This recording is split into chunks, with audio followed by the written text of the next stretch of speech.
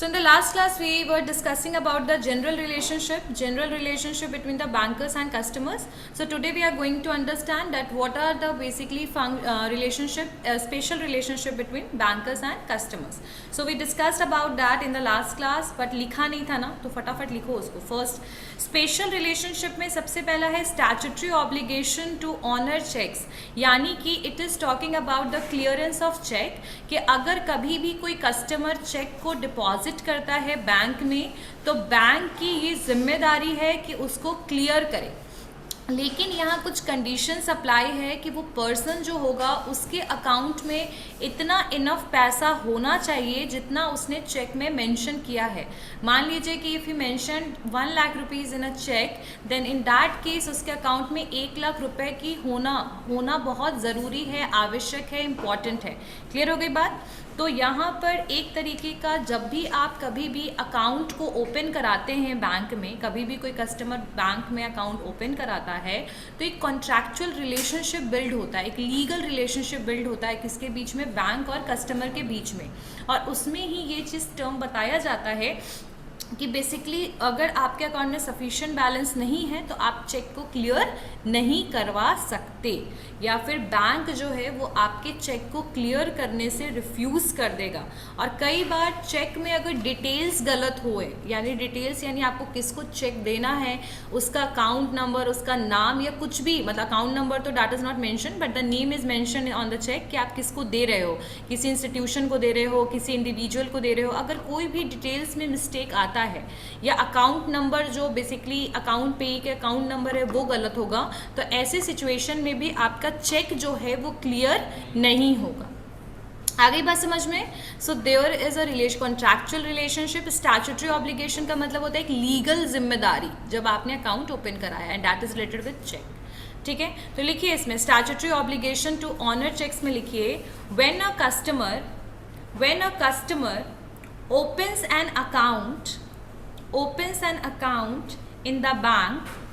When a customer opens an account in the bank, there arises a contractual relationship between the banker.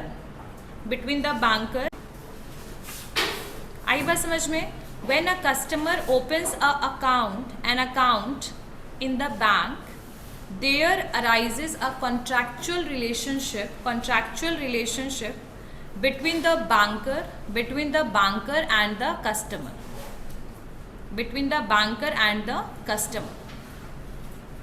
ठीक है, आगे लिखिए as long as there is sufficient balance. Yes Piyush, नहीं लिखा? When a customer opens an account in the bank, there arises a contractual relationship between bankers and customer as long as there is sufficient balance in the account of the customer. The banker must honor, honor all his checks as long as there is sufficient balance in the account of customer. The banker must honor all his checks. honor मतलब कि सारे checks आपके clear करेगा जब तक sufficient amount होगा bank में. ठीक है. However, the banker can refuse to honor the checks only in certain cases. However, the bankers can refuse honor the checks only in certain cases, like wrong details, insufficient balance. ठीक है. और कुछ legal scenario, अगर कोई legal scenario होता है, जैसे person के ऊपर कुछ लीगल चार्जेस लगे हुए हैं, तो ऐसे सिचुएशन में भी कई बार बैंक जो है उसको पहले क्लियरेंस चाहिए होगा, है ना. कोई लीगल सिनारियो अगर हो गया या इनसफिशिएंट बैलेंस हो गया, आपके पास बैलेंस नहीं है, या फिर आपने रॉन्ग डिटेल्स डाल दिया, तो इन 2-3 केसेस में आपको बैंक रिफ्यूज़ कर देगा आपके चेक को क्लियर करने से. ठीक है, yes Abhijit. Account, secrecy of customers account, secrecy of customers account, यानी कि बैंक को पूरा फुल बैंक के ऊपर जिम्मेदारी है, ऑब्लिगेशन है कि कभी भी आपके अकाउंट का डिटेल जो है वो पब्लिकली सबको नहीं बताएगा। यानी कहने का मतलब ये है कि जैसे कंपनी का फाइनेंशियल स्टेटमेंट हम डिस्क्लोज करते हैं, पब्लिक कंपनीज तो अंडर आरटीआई 2005 के अंडर में सारे के सारे इंफॉर्मेशन को क्या करती है, बेसिकली डिस्क्लोज करती है, पब्लिक को बताती है। लेकिन यही सेम चीज़ जो है वो बेसिकली आपके बैंक्स जो हैं related with the privacy and the account number of customer, वो इन सारे चीज़ को डिस्क्लोज नहीं करेगी। वाई? बिकॉज द फ्रॉड, कुछ भी फ्रॉडुलेंट एक्टिविटीज़, कुछ अनएथिकल एक्टिविटीज़ है ना, इलीगल एक्टिविटीज़ अकाउंट के साथ हो सकता है, आपके साथ फ्रॉड हो सकता है, कुछ भी हो सकता है। तो कस्टमर के पर्सनल इन्फॉर्मेशन और साथ साथ में उनके अकाउंट डिटेल्स को आप मेंटेन कीजिएगा सिक्रेसी। क्लियर हो गई बात? लिखिए, when a customer open an account in a bank, when a customer opens an account in a bank, when customer opens an account in a bank, the banker must not give information about the customer. When a customer opens an account in a bank, the banker must not give information about the customer's account to others and to the public. यानी publicly भी आप disclose नहीं करोगे और किसी के बोलने पर भी आप डिस्क्लोज नहीं करोगे। जैसे मान लो कि एग्जाम्पल में अगर जैसे मैं कहीं गई, बाहर गई और मैंने किसी पर्टिकुलर पर्सन XYZ का नाम लिया और उसका कहा अकाउंट डिटेल दीजिए, the bank is not going to disclose that thing, right, until and unless there is a condition कि like that अगर कोई person है, if he or she died, तो obviously their family members are going to ask about it, है ना, वो एक condition apply हो जाएगा तब फिर आप, या फिर कई बार होता है कि जैसे कॉलेज वगैरह वाले वो आपके अकाउंट डिटेल्स लेते हैं, या वो तो खुद ही मांग लेते हैं बच्चों से, स्टूडेंट से ही, they are asking for that. चलिए नेक्स्ट लिखिए, इसमें नेक्स्ट आगे अकाउंट लिख लिया यहाँ पर, अदर्स तक आगे लिखिए, it is one of the principal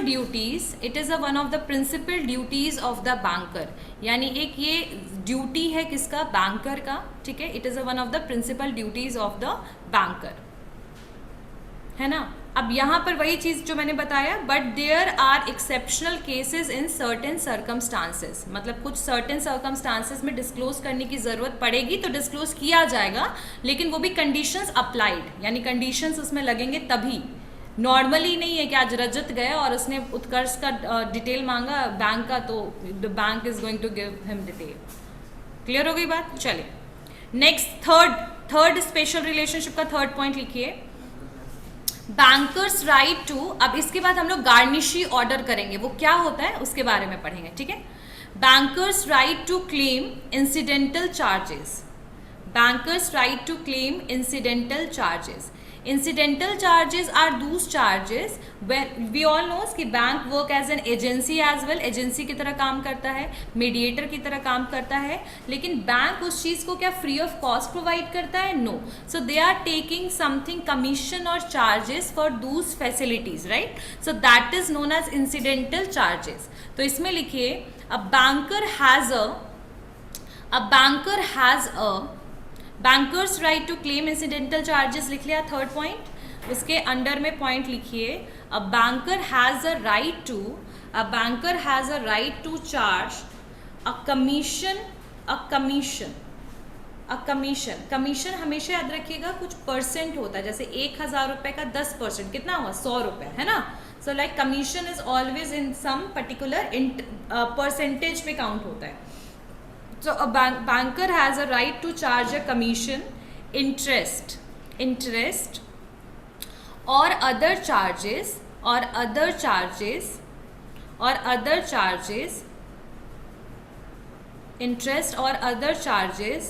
for the various services given by given various services given by him to the customer, यानी कस्टमर के द्वारा कस्टमर को ने जो भी फैसिलिटीज़ लिया, जो बैंक ने उनको दिया, उसके लिए कुछ इंसिडेंटल चार्जेस लगाते हैं। अब इसमें क्या क्या एग्जाम्पल हो सकता है, जैसे कि क्रेडिट कार्ड फैसिलिटीज़ हो गया आपका, ठीक है, फिर आपका गेटवे पेमेंट्स वगैरह जो आप फॉर्म वगैरह फिल करते हो वो हो गया, ओवरड्राफ्ट फैसिलिटी हो गया। तो ओवरड्राफ्ट फैसिलिटी जब हम 50,000 रुपये जैसे होता है ना, मैंने बताया था करंट अकाउंट वाले को ओवरड्राफ्ट फैसिलिटी मिलता है, 50,000 लिमिट था, 50,000 निकाल लिया तो हो सकता है 5% उसमें इंटरेस्ट लग जाए। आई बात समझ में? So in short we can say कि that for facilities they are taking charges. Next one is fourth point, law of limitation on bank deposits. Law of limitations on bank deposit. So law of limitation on bank deposits. So आगे लिखिए, under the law of limitation, under the law of limitation, ठीक है, generally a customer, under a law of limitation, generally a customer gives up the right to recover the amount,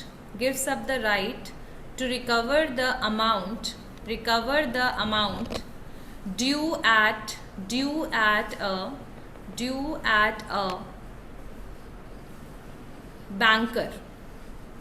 banker if he under the law of limitation, generally a customer gives up the right to recover the amount due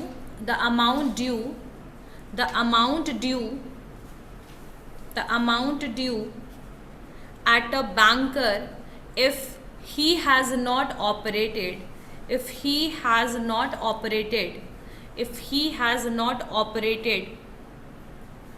his account since last 10 years।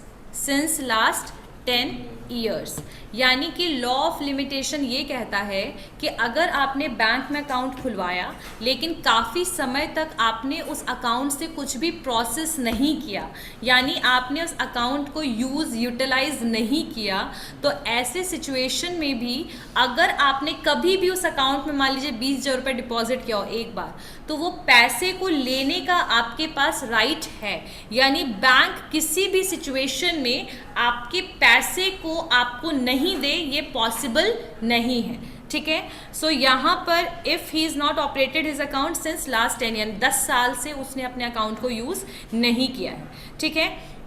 क्योंकि कहीं ना कहीं अगर हम कह सकते हैं कि पर्सन जो है वो रेगुलर कस्टमर नहीं है, लेकिन जैसे उसने अकाउंट ओपन करवाया कॉन्ट्रैक्चुअल रिलेशनशिप बिल्ड हो चुका था, तो अल्टीमेटली जो भी पैसा रहेगा वो आप रिकवर बैंक से कर सकते हो।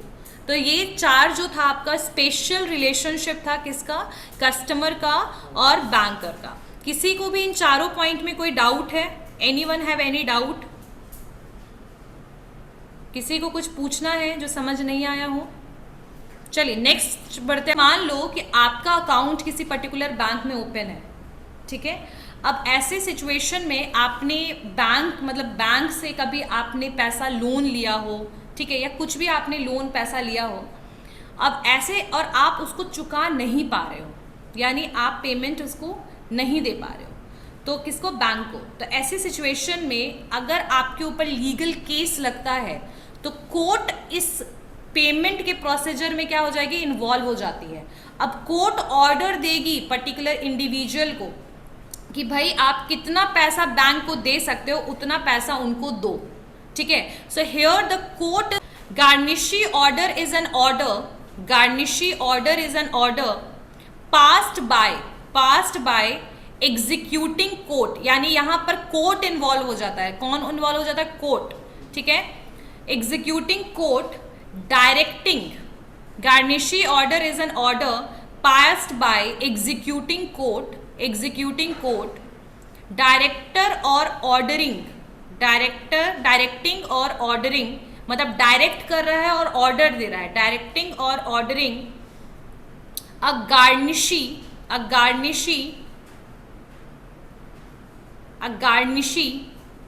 not to pay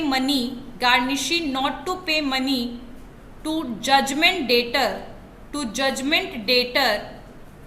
to judgment debtor since the latter is indebted to the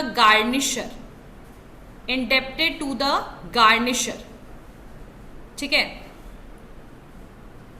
गार्निशर, ठीक है। ये एक तरीके से जो गार्निशी ऑर्डर होता है ये बेसिकली किसके द्वारा पास किया जाता है ऑर्डर, ये मजिस्ट्रेट के द्वारा पास किया जाता है। Court near where you work और लीव, जहां आप घर के आसपास जहां आप रह रहे हो, जो उसके आसपास जो भी कोर्ट है वहां से ये ऑर्डर जो है वो क्या होता है, पास होता है। You must be asked to appear in court, और आपको कोर्ट में भी बुलाया जा सकता है अपीयर होने के लिए, और पूछा जा सकता है रीजन कि आप क्यों अपने डेप्ट को, यानी अपन जो भी आपके पास डेप्ट है आप उसको क्यों नहीं दे पा रहे हो, ठीक है, और आप कितना अफोर्ड कर सकते हो, यानी अभी आप फिलहाल कितना पैसा दे सकते हो बैंक को वापस, ठीक है।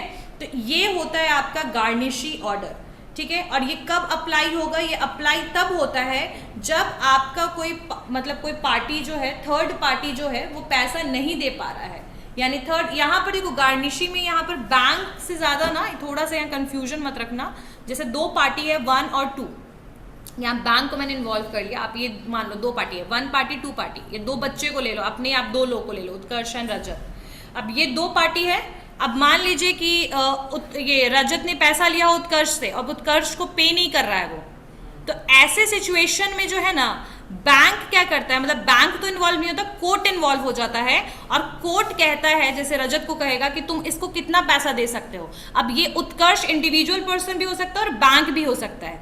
अगर इसने लीगल केस कर दिया कि भाई ये पर्सन मेरा डेप्ट पैसा नहीं दे रहा है, तो इसको कहते हैं गार्निशी ऑर्डर, जहां मजिस्ट्रेट या कोर्ट इन्वॉल्व हो जाता है for the payment of third party और डेप्ट को चुकाने के लिए। लेकिन आपके ऊपर थोपेगा नहीं, कभी भी आपके ऊपर बैंक ये नहीं बोलेगा कि इसके पूरे पैसे वापस करो, आप कितना दे सकते हो एट द टाइम। मान लीजिए कि आपने इसे 5 लाख रुपया लिया है एग्जाम्पल में, और आप अभी 1 लाख ही रुपए दे सकते हो, तो 1 लाख रुपीज ही इसको दोगे आप, लेकिन आपको एक सीक्वेंस, एक डायरेक्शन को दे देगा कौन, कोर्ट। और कोर्ट में कई बार आपको अपीयर भी होना पड़ेगा related with the dated account, जो डेप्ट आपका जो पैसा है, डेप्ट जो अमाउंट है, उसके लिए you have to appear in the bank as, ये सॉरी कोर्ट एज वेल। आई बात समझ में एवरीवन, कि जो गार्निशी ऑर्डर जो है उसमें ये चीज ध्यान रखना है कि जो अमाउंट है you have to attach with that, कि वो ऑर्डर जो है कितने रुपए का, मतलब 5 लाख रुपए डेप्ट है तो 5 लाख रुपए को आपको डिस्क्लोज करना पड़ेगा।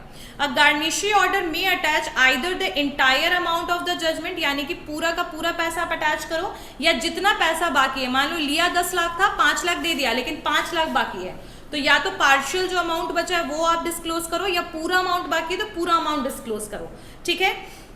उसके अलावा आपको बस हाँ यही चीज है इसमें, तो the amount attached by the order, मतलब उस ऑर्डर के साथ क्या अटैच रहेगा, अमाउंट, ठीक है। And the order of the court restrain the banker for paying the debts due और एक्यूरिंग ड्यू। यहाँ पर कुछ और भी पॉइंट्स है, रहने दो, ये इतना काफी आई थी। अब गार्निशी ऑर्डर जो है वो कौन कौन से अकाउंट में यूज होगा, तो that can be used in joint account, joint account जिसमें एक से ज्यादा लोग का मिलकर के अकाउंट ओपन होता है, जैसे आपके मदर फादर का एक साथ होता है अकाउंट, ठीक है। पार्टनरशिप अकाउंट भी अगर आपका है, पार्टनरशिप अकाउंट यानी कि पार्टनरशिप फर्म के लिए जो अकाउंट है, पार्टनरशिप अकाउंट, जब आपके पार्टनरशिप फर्म के अकाउंट से उसमें भी ये लग जाएगा, ठीक है। तो यहाँ पर मतलब बेसिकली अकाउंट्स के ऊपर ये एप्लीकेबल है। एक बार गार्निशी जो है ना ऑर्डर, एक बार ऑर्डर जो है इसमें कोर्ट जो है वो इन्वॉल्व हो जाता है for paying the amount to the third party, ठीक है। अब वो आपका वो भी हो सकता है, बैंक भी हो सकता है, बैंक के लिए भी गार्निशी ऑर्डर लग सकता है, ठीक है, और इंडिविजुअल के भी लग सकता है, और जिनके पास जो ज्वाइंट अकाउंट वाले उन पे भी लग सकता है, ठीक है। लेकिन इस everyone knows about negotiable instrument. Negotiable instrument क्या आता है, सबको समझ में आता है, क्या होता है प्रिया? मैम वैसा इंस्ट्रूमेंट जिसे हम ट्रांसफर कर सकते हैं एक जगह से। It is a we can say it is an document वगैरह ये होता है बेसिकली, जिसको हम एक लीगल डॉक्यूमेंट और एक ऑथराइज डॉक्यूमेंट जिसको हम दूसरे को ट्रांसफर करते हैं फॉर बेसिकली पेमेंट पर्पज। जैसे cheque, cheque is also negotiable instrument. कहने के लिए तो वो एक सिर्फ पेपर है, एक पीस ऑफ पेपर है, but that is legally binded paper, एक डॉक्यूमेंट है जिसके थ्रू हम पैसा विड्रॉ कर सकते हैं, पैसा निकाल सकते हैं, पैसा बेसिकली अपने अकाउंट में डिपॉजिट करा सकते हैं। तो निगोशिएबल इंस्ट्रूमेंट क्या है, एक टाइप ऑफ डॉक्यूमेंट, एक गारंटी है जो बेसिकली पेमेंट के लिए यूज होता है। कई बार पेमेंट के लिए, यानी कि जैसे मान लो कि अगर मैं किसी कॉलेज में एडमिशन लेती हूँ तो मुझे अगर अकाउंट पैसा देना है कॉलेज को, तो मैंने उसकी जगह पे चेक दे दिया, तो यानी मैंने एक गारंटी दे दिया कि मैंने अपनी फ़ी डिपॉजिट कर किया थ्रू चेक। ठीक है, तो लिखिए negotiable instrument are the type of document that guarantees. अच्छा, इसके बाद जो और उसके बाद टाइप्स ऑफ बैंक शुरू करेंगे हम लोग, रूरल बैंक्स। ठीक है, विल स्टार्ट विद दैट। लिखिए negotiable instrument are the type of document that guarantees the payment of a particular amount of money at a set time or on demand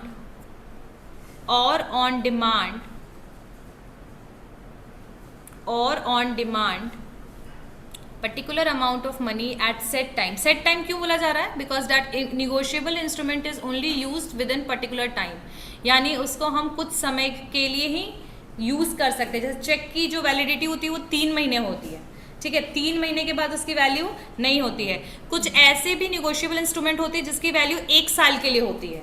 तो यहाँ पर एक particular set of time negotiable instrument के साथ हमेशा attached रहता है। ठीक है, so guarantees the payment of particular amount of money at a set time और on demand and the payer's name PAYER, ऊपर में inverted comma S, payer's name is generally mentioned on the document. Payer's name is generally mentioned on the document. कहने का मतलब ये है कि जिसके लिए भी हम वो बेसिकली निगोशिएबल इंस्ट्रूमेंट यूज़ करें, जिसको भी पे करें, कॉलेज को पे करें, किसी को पे करें, उसका नाम जनरली इस डॉक्यूमेंट में मेंशन रहेगा। ठीक है, और लेकिन वो वैलिडिटी या कुछ भी बोल सकते हैं एक पर्टिकुलर सेट ऑफ टाइम के लिए रहेगा, 3 महीने, 6 महीने, 1 साल, लाइक दैट। ठीक है, अब इसमें बहुत सारे आपके आते हैं, चेक्स आते हैं, आपके बिल्स ऑफ एक्सचेंज आते हैं, बहुत सारे आते हैं इसमें चीज़ें। लेकिन उससे पहले लिखिए features of negotiable instrument. Syllabus में है, ध्यान से लिखिएगा। Yes Ashutosh ma'am, last line क्या बोले? मेंशन्ड ऑन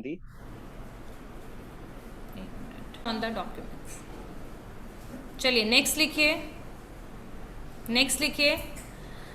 लिखिए features of negotiable instrument. Syllabus में है, ध्यान रखिएगा। देना बेटा।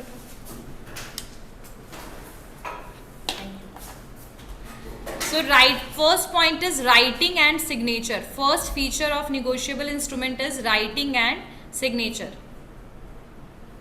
लिखो writing and signature। ठीक है, तो यहाँ पर जो निगोशिएबल इंस्ट्रूमेंट होता है ये मस्ट बी रिटन, ये रिटन फॉर्म में होगा, वर्बल फॉर्म में कोई निगोशिएबल इंस्ट्रूमेंट नहीं होता है। So that will be in the written form. And कहाँ से वो निगोशिएबल इंस्ट्रूमेंट किसको जा रहा है? कई बार निगोशिएबल इंस्ट्रूमेंट में दोनों पार्टी का साइन होता है और कई बार सिर्फ एक पार्टी का साइन होता है जो पेमेंट कर रहा होता है। जैसे एग्जाम्पल में if I am getting salary through cheque, so उसमें साइन किसका होगा? बेसिकली साइन उसमें किसका होगा? जो पर्सन मुझे पे कर रहा है, यानी कि कॉलेज का साइन स्टैम्प होगा, because college is paying me that salary, right? So negotiable instrument must be in written form and signed by the parties. ठीक है, तो ये हो गया। और जैसे प्रोमिशनरी नोट हो गया, बिल ऑफ एक्सचेंज हो गया, चेक्स हो गया, उस समय क्या होता है? साइन होता है ना? चलिए नेक्स्ट पॉइंट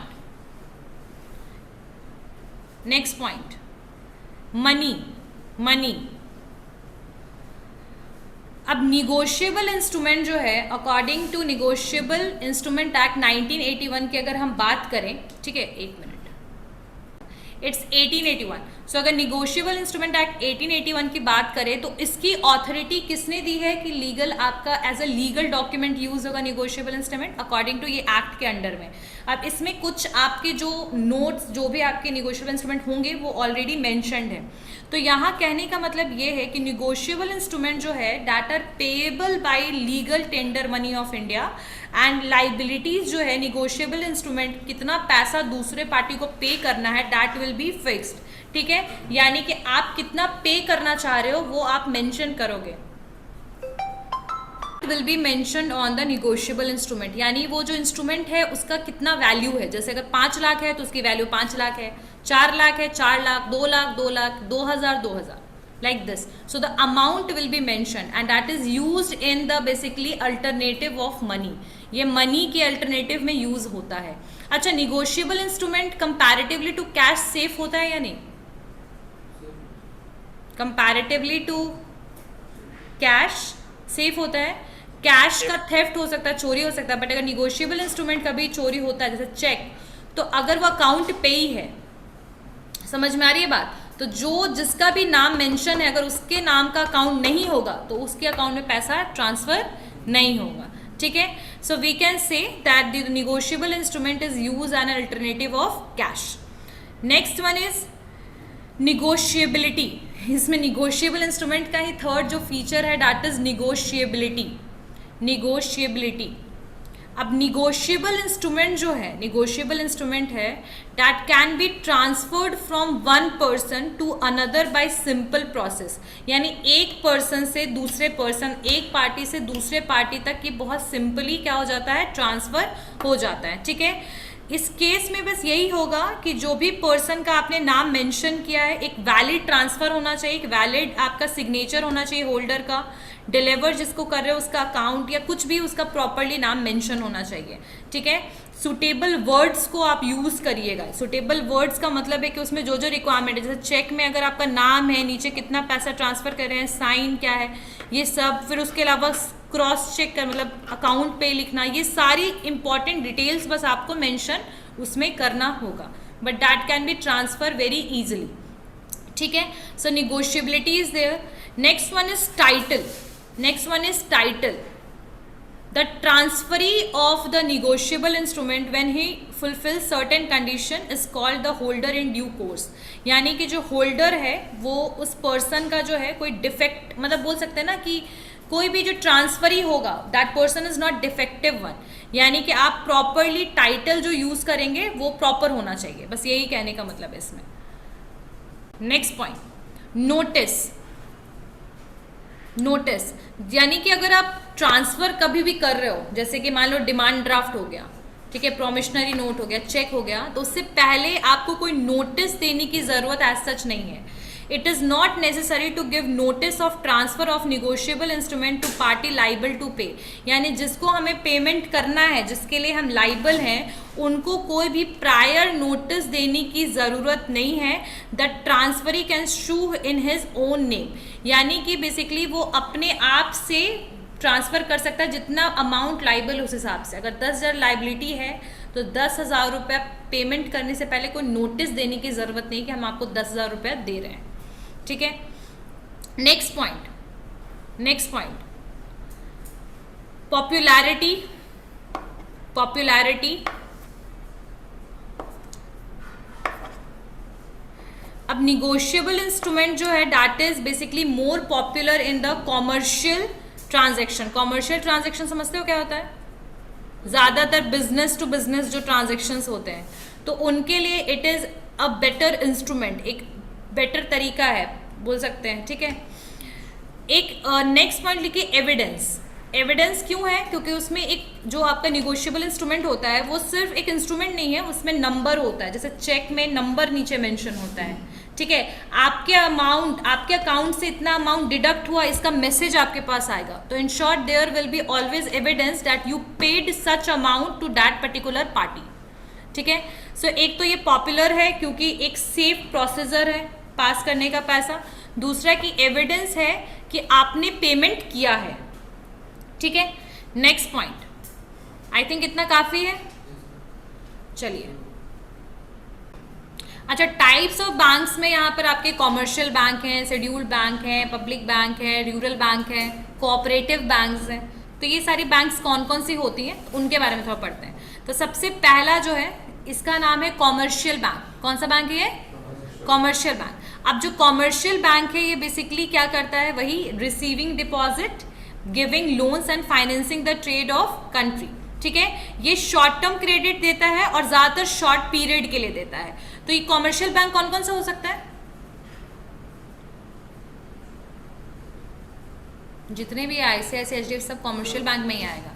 ठीक है, सो कॉमर्शियल बैंक तो ये हो गया बेसिकली। ये इसका काम यही है, receiving deposit, giving loan and financing the trade off the country.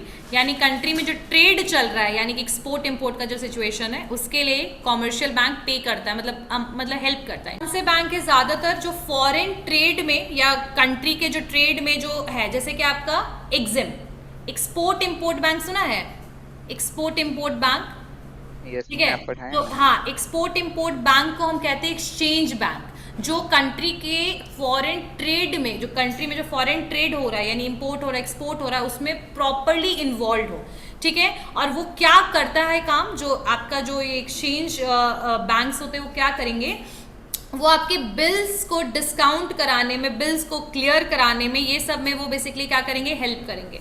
जैसे फॉरेन कंट्री US से अगर हमने कुछ यहाँ इंडिया में मंगवाया है और वहाँ से डॉलर के रूप में पैसा आया है, तो उसको बेसिकली एक्सचेंज कराना, बिल्स को क्लियर करना, ये काम एज अ मीडिएटर कौन करता है? Export import bank. तो इसको एक्सचेंज बैंक कहते हैं। ठीक है, और कई बार ये करेंसीज वगैरह को भी कन्वर्ट करने में हेल्प करता है। ठीक है, और साथ साथ में इंटरनल ट्रेड में भी हेल्प करता है, ऐसा नहीं है। They also basically share the internal trade but not as such, but majority they are involve in the foreign trade. ठीक है, उसके अलावा इंडस्ट्रियल बैंक्स कौन होते हैं? जैसे इंडस्ट्रियल IDBI सुना है तुम लोगों ने? IDBI क्या है? Industrial development bank of India. तो जब SIDBI सुना है, small industrial development bank of India, IDBI के अंडर में SIDBI आया था एज अ सब्सिडियरी। खैर अब दोनों सेपरेट हो गए हैं।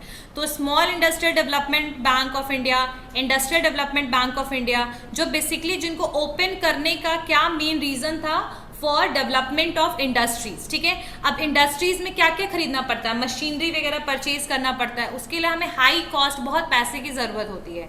तो इंडिया में इंडस्ट्रीज को डेवलप करना मेन मकसद रहा है। 5 ईयर प्लान में भी आया है, आप लोग को याद होगा, प्लानिंग कमीशन में एग्रीकल्चर के साथ साथ इंडस्ट्रीज को भी इंक्लूड किया गया।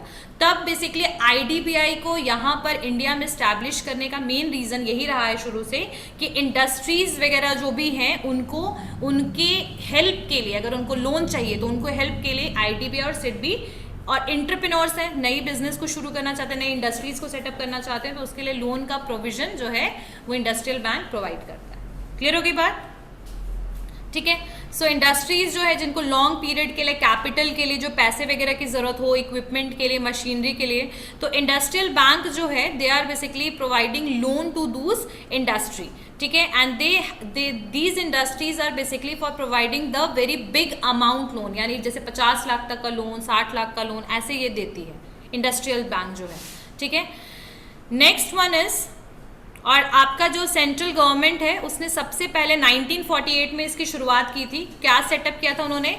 IFCI, industrial finance corporation of India, industrial development bank of India, SIDBI, ये सारे इंडस्ट्रियल बैंक हैं। क्लियर हो गई बात? नेक्स्ट वन एग्रीकल्चरल और कोऑपरेटिव बैंक्स। तो कोऑपरेटिव बैंक्स और एग्रीकल्चरल बैंक जो हैं ये बेसिकली फंड किसको प्रोवाइड करते थे? रूरल एरियाज में फार्मर्स को फंड प्रोवाइड ये करते थे। ठीक है, और लॉन्ग टर्म कैपिटल जो था कई बार ये वो भी प्रोवाइड करते थे, बट इनका मेन मकसद जो था ये था ये लैंड डेवलपमेंट बैंक थे। तो यानी ये फार्मर्स के लिए बेसिकली लोन की सुविधा देते थे। ठीक है, इसमें सब में लिखेंगे, ये तो मैंने सिर्फ ऐसे ही बता रही हूँ शॉर्टकट में आप लोगों को। नेक्स्ट है आपके जो सेविंग बैंक्स हैं, तो कॉमर्शियल बैंक सेविंग बैंक भी कहलाता है, पब्लिक बैंक भी आपके ये सारे पब्लिक बैंक में भी आएंगे। ठीक है, अब कुछ होते हैं सेंट्रल बैंक जो सेंट्रल गवर्नमेंट के अंडर में आते हैं, तो इन्होंने नाम बदल दिया है, लेकिन समझ डिफिकल्टी मतलब वो कंफ्यूजन मत रखना अपने दिमाग में। तो जो सेंट्रल बैंक जो बेसिकली गवर्नमेंट बैंक्स है, गवर्नमेंट बैंक्स कौन है? Bank of India, SBI, state bank of India, reserve bank of India तो खैर एपेक्स बैंक ही है, वो तो प्राइवेट और पब्लिक दोनों ही बैंक को बेसिकली कवर करता है। तो ये आपका एक सेंट्रल बैंक, और नेक्स्ट है एक एपेक्स बैंक, तो वो तो हमें पता ही है कि वो रिजर्व बैंक ऑफ इंडिया है। ओके चलिए, किसी को कोई डाउट है जो समझ ना आया हो? Anyone have any doubt? किसी को भी कोई डाउट जो समझ ना आया हो? No ma'am. ओके